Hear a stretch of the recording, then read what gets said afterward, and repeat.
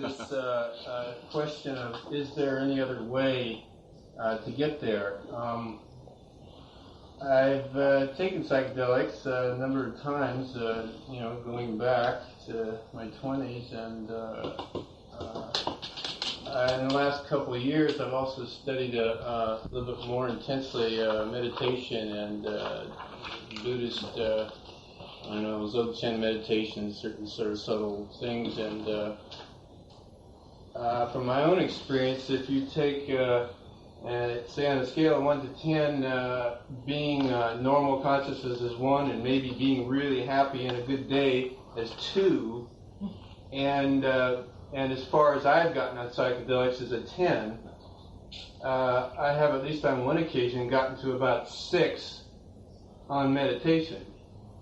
And so one of the things that I find is that there is a quite useful and possible link between meditation and psychedelics in the sense that the directions that they're taking you are both very similar directions. And when moving into psychedelics, what you said you did when you sat down before you did it is essentially like a certain kind of a meditation. And there's, a whole raft of techniques of meditation, for instance, devotion to the deity, simply the idea of devotion to the deity, and holding that thought, holding it, concentrating on the breath, watching one's thoughts and one's thought process, all these things. And I just want to say that, I keep going back to psychedelics and I'm very interested in those, but I've also found that I can move toward higher states. This one particular case, I felt it was rather extraordinary. Well, you didn't say anything that I disagree with, but you were very careful in what you said.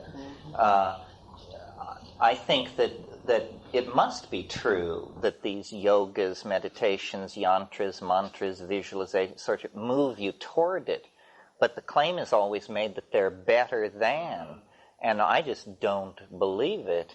Unless you're unbalanced, perhaps then it works. But I think that it's basically a co-option by priestcraft of the psychedelic state. But it also has to be said that clearly in the physiology of unstoned human beings, there is the potential for transcendence. I just have never heard of a technique or tried a technique that convinced me it was possible. What has convinced me that it's possible is the fact that I have had, and other people I know, have had dreams where in the dream someone came at them with a psychedelic, like a pipe full of DMT, and they smoked it, and they had the trip in the dream.